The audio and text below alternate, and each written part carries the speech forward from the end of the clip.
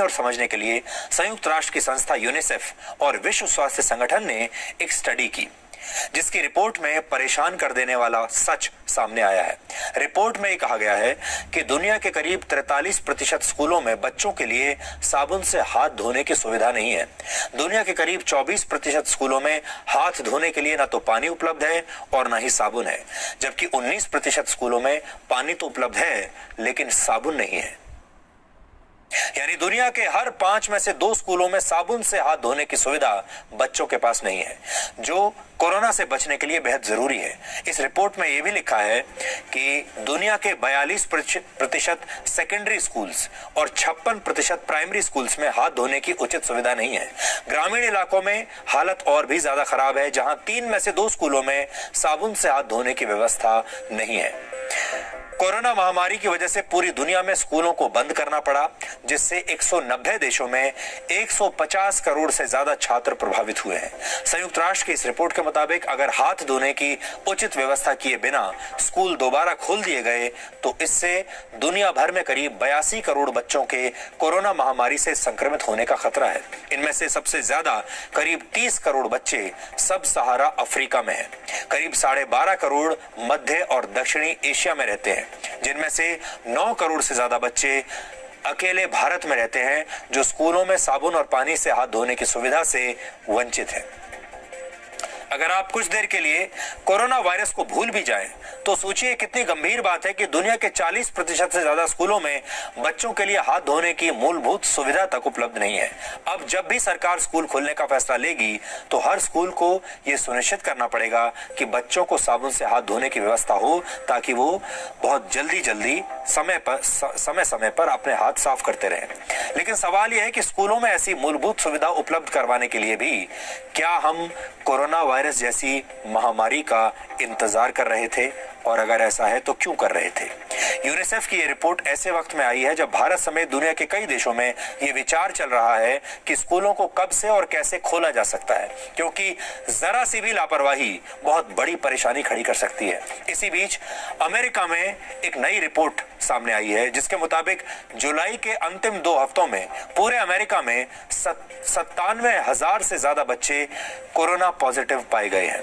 यानी अमेरिका ये गलती कर चुका है, उसे स्कूल नहीं खोलने चाहिए थे, लेकिन उसने स्कूल खोल दिए और अब वहां पर बच्चे बड़ी मात्रा में संक्रमित हो रहे हैं, बड़ी संख्या में, जिसके बाद अब विशेषज्ञ ये राय दे रहे हैं कि अमेरिका में अभी स्कूल नहीं खोले जाने चाहिए। हालांकि अमेरिका के कुछ राज्यों ने स्कूल खोलने की अनुमति दे दी है, जहां ये डर अब सच साबित हो रहा है, क्योंकि बड़ी संख्या में वहां पर बच्चे अब कोरोना से संक्रमित हो गए हैं।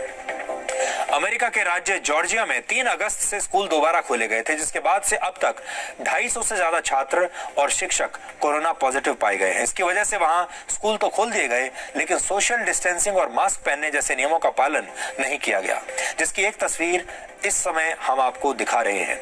यह तस्वीर जॉर्जिया के डैलस में एक स्कूल की है, जिसमें स्कूल के हॉल में छात्रों की भीड़ आप देख सकते हैं। तस्वीर में ज्यादातर छात्रों ने मास्क नहीं पहने हैं और ना ही सोशल डिस्टेंसिंग का कोई पालन हो रहा है। यह तस्वीर स्कूल के एक छात्र ने सोशल मीडिया पर पोस्ट की थी, जिसे स्कूल प्रशासन ने बाद में इस छात्र को ही सस्पेंड कर दिया। तो ये स्कूल की हालत है अमेरिका की। और अगर आपने भारत में भी खोल दिए तो भारत से भी आपको ऐसी ही तस्वीरें देखने को मिलेंगी। यह तस्वीर दर्शाती है कि कोरोना वायरस से बचाव का इंतजाम और नियमों का पालन किए बगैर स्कूलों को खोलना कितनी बड़ी गलती साबित हो सकती है। हमारे देश में भी कोरोना वायरस की वजह से स्कूल बंद हैं, कॉलेज बंद हैं, लेकिन साथ ही कई परीक्षाएं रद्द की जा चुकी हैं या स्थगित की जा चुकी हैं। ऐसे में जेईई और नीट की परीक्षा देने वाले छात्र भी परीक्षा स्थगित करने की लगातार मांग कर रहे हैं। सुप्रीम कोर्ट में दोनों प्रवेश परीक्षाओं को स्थगित करने के लिए याचिकाएं भी दायर की गई थी। छात्रों का यह कहना है कि स्थितियां सामान्य होने के बाद ही परीक्षा कराई जाए।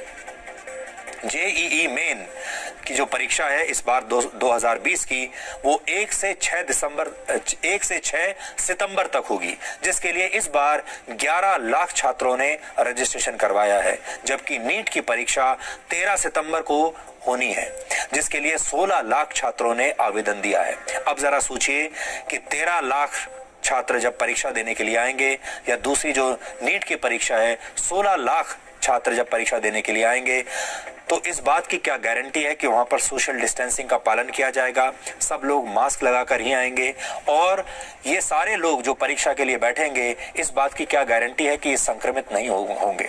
अगर लाखों की संख्या में जब ये बच्चे, ये छात्र परीक्षा देने के लिए आएंगे और अगर इनमें से कुछ लोग भी संक्रमित हो गए तो ये महामारी भारत के युवाओं में फैल जाएगी, छात्रों में फैल जाएगी और उसके बाद एक नई चुनौती देश को झेलनी पड़ेगी। इसलिए आज हमारा सरकार से ये कहना है कि बहुत सोच समझ कर ये फैसला लें कि उन्हें इन परीक्षाओं को आयोजित करना है या अभी इन्हें और कुछ दिनों तक, कुछ महीनों तक